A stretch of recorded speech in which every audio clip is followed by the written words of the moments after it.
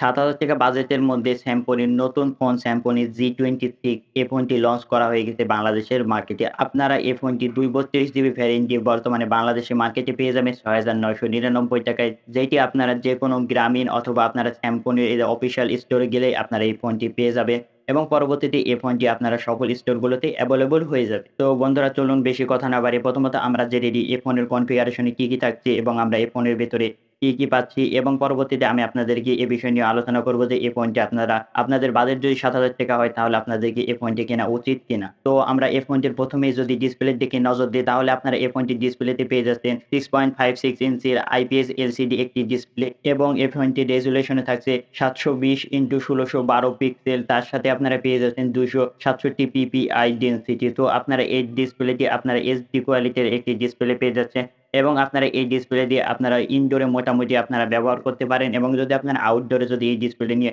ব্যবহার করতে চান তাহলে আপনাদেরকে একটু সমস্যায় পড়তে পারে বা আপনারা আউটডোরে ব্যবহার করে এই ফোনটি তেমনটা আপনারা মজা পাবেন না। কিন্তু বন্ধুরা তার আগে আমাদেরকে এই ফোনটির দামের দিকে দেখতে হবে যে এই ফোনটির দাম মাত্র ৳৬,৯৯৯ আর ৳৬,৯৯৯ এই বাজেটের মধ্যে আপনারা এই ফোনটির ডিসপ্লেতে যা পাচ্ছেন সেটি আপনারা অনেক গুণ ভালো পাচ্ছেন এবং ৳৭,০০০ বাজেটের মধ্যে আমরা এই ফোনটির ডিসপ্লেতে আমরা এর চেয়ে বেশি কিছু আশাও করতে পারি না। তো পরবর্তীতে যদি আমরা এই ফোনটির বিল্ড কোয়ালিটির দিকে দেখতে যাই তাহলে আপনারা এই ফোনটির ব্যাক সাইডে পেয়ে যাচ্ছেন প্লাস্টিক। আর যদি আমরা এই ফোনটির ওয়েট এর কথা বলতে যাই তাহলে এই ফোনটি হলো ১৮৭ গ্রাম এবং এই ফোনটিতে আপনারা পেয়ে যাচ্ছেন ডুয়াল সিম সাপোর্ট। তার সাথে আপনারা এই ফোনটিতে আপনারা একটি মাইক্রো SD কার্ড আপনারা ইউজ করতে পারবেন এবং আপনারা ১২৮ জিবি পর্যন্ত একটি মাইক্রো SD কার্ড ব্যবহার করতে পারবেন। তো আমি আপনাদেরকে রিকমেন্ড করছি আপনারা যদি এই ফোনে যদি একটি SD কার্ড যদি ব্যবহার করেন তাহলে আপনারা ভালো মানের একটি SD কার্ড ব্যবহার করবেন। কারণ এই ফোনটিতে আপনারা পেয়ে যাচ্ছেন শুধুমাত্র 2 জিবি RAM এবং 32 জিবি ফোন স্টোরেজ এবং 32 জিবি ফোন স্টোরেজ হওয়ার কারণে আপনারা অবশ্যই এই ফোনটিতে SD কার্ড ব্যবহার করবেন। তাহলে আপনাদের ফোনের যে সকল ফটো, ভিডিও এবং যে সকল ফাইলগুলো থাকে সেই সকল বিষয়সমূহগুলো আপনারা SD কার্ডে সেভ করে রাখতে পারবেন এবং আপনার যে ফোনে যে স্পেসটি রয়েছে আপনারা এই স্পেসটি খালি রাখবেন যাতে করে আপনাদের ফোনটি ল্যাগ যেন বেশি না করে। বন্ধুরা আমি আপনাদেরকে আরো একটি টিপস দিচ্ছি।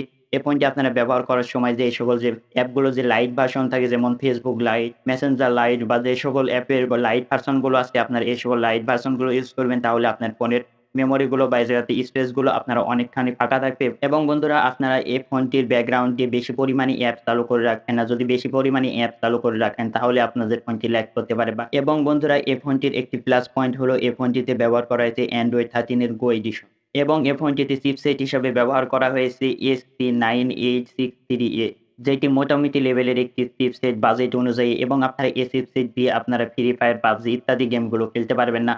আপনারা বেসিক ইউজে ব্যবহার করতে পারেন এবং যে সকল গেমগুলো থাকে টেম্পল রান বা এই জায়গাতে কার রেসিং আপনারা এই সকলগুলো আপনারা মোটামুটি বা এই জায়গাতে ভালো লেভেলের খেলতে পারেন। এবং পরবর্তীতে যদি আমরা এই ফোনটির ক্যামেরা নিয়ে কথা বলি তাহলে আপনারা এই ফোনটির মেইন ক্যামেরাতে পেয়ে যাচ্ছেন ডুয়াল ক্যামেরা সেটআপ। প্রথমটিতে পেয়ে যাচ্ছেন 5 মেগাপিক্সেল এবং দ্বিতীয়টিতে পেয়ে যাচ্ছেন 2 মেগাপিক্সেল এবং যদি আমরা এই ফোনটির সেলফি ক্যামেরা নিয়ে কথা বলি তাহলে আপনারা এই ফোনটির সেলফি ক্যামেরাতে পেয়ে যাচ্ছেন 5 মেগাপিক্সেল যা এই বাজেটের মধ্যে তুলনামূলক এই জায়গাতে এভারেজ বা ভালো আমরা বলতে পারি। কারণ এই বাজেটের মধ্যে আমাদেরকে কোনো ব্র্যান্ডের ফোনগুলোতে আমাদেরকে 30 মেগাপিক্সেল মেইন ক্যামেরা বা এই জাতীয় 50 মেগাপিক্সেল মেইন ক্যামেরা এটা আমাদেরকে কোনো ব্র্যান্ডই দেবে না। কারণ আমাদেরকে বাজেটটি দেখতে হবে। আমরা যদি এখন এই বাজেটের মধ্যে যদি 50 মেগাপিক্সেল ক্যামেরা আশা করি তাহলে এটা আমাদের জন্য বোকামি হয়ে দাঁড়াবে। এবং আপনারা এই ফোনটির ক্যামেরা দিয়ে সর্বোচ্চ 1080p এবং 30 fps এ ভিডিও রেকর্ডিং করতে পারবেন। এবং যদি আমরা এই ফোনটির ক্যামেরার যদি ফিচার গুলো বলতে যাই তাহলে আপনারা এই ফোনটিতে পেয়ে যাবেন পোর্ট্রেট মোড, নাইট মোড এবং আপনারা এই ফোনটিতে আরো একটি বিষয় পাচ্ছেন ফেস আনলক বিষয় যেটি আমি আপনাদেরকে ভিডিওর শুরুতে বলা হয়নি।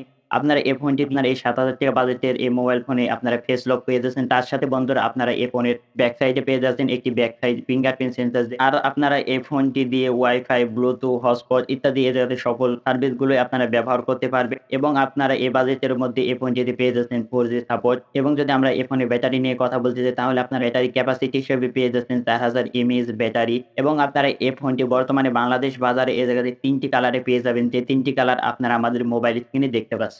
তো বন্ধুরা আপনাদেরকে যদি বলতে যাই যে ৳৬,৯৯৯ ২৩ জিবি এই ভ্যারিয়েন্টটি আপনাদের কেনা উচিত হবে কিনা? তো ওভারঅল আমরা যে সকল বিষয়গুলো এই ফোনটির দেখলাম ওভারঅল আপনারা এই বাজেটের মধ্যে এই ফোনটি কিনতে পারেন এবং যদি আপনারা এই ফোনটি বেসিক ইউজে ব্যবহার করতে চান যেমন Facebook, YouTube, Instagram, Twitter ইত্যাদি যদি ব্যবহার করতে চান এবং WhatsApp এর সেট এবং Messenger এর সেট এবং ইত্যাদি বিষয়গুলো যদি নিয়ে কাজ করতে চান তাহলে আপনারা এই ফোনটি আপনারা কিনতে পারেন এবং আপনারা এই ফোনটি দিয়ে টুকটাক লেভেলের গেম খেলতে পারবেন যেমন টেম্পল রান, কার রেসিং এই সকলগুলো খেলতে পারবেন। আপনাদের যদি গেমের প্রতি আকর্ষণ থাকে এবং যদি আপনারা Free Fire, PUBG খেলতে পছন্দ করেন, তাহলে এটি আপনাদের জন্য পারফেক্ট চয়েস হবে না। আপনারা অন্য কোনো ফোন দেখতে পারেন এবং যদি আপনারা বেসিক কিছু ব্যবহার করতে চান অথবা যদি আপনারা বাটন ফোন থেকে স্মার্টফোনে শিফট হচ্ছেন, তাহলে আপনারা এই ফোনটি কিনতে পারেন। তো বন্ধুরা আপনাদেরকে ৳৬,৯৯৯ এই বাজেটের মধ্যে এই মোবাইল ফোনটি আপনাদেরকে কেমন লাগলো? আমাদেরকে কমেন্ট করে জানান। আর বন্ধুরা পরবর্তীতে আপনারা কোন টপিকের উপর ভিডিও দেখতে যাচ্ছেন এটিও কমেন্ট করে জানাবেন। দেখা হচ্ছে পরবর্তী কোনো ভিডিওতে। ভালো থাকবেন, সুস্থ থাকবেন। আল্লাহ হাফেজ।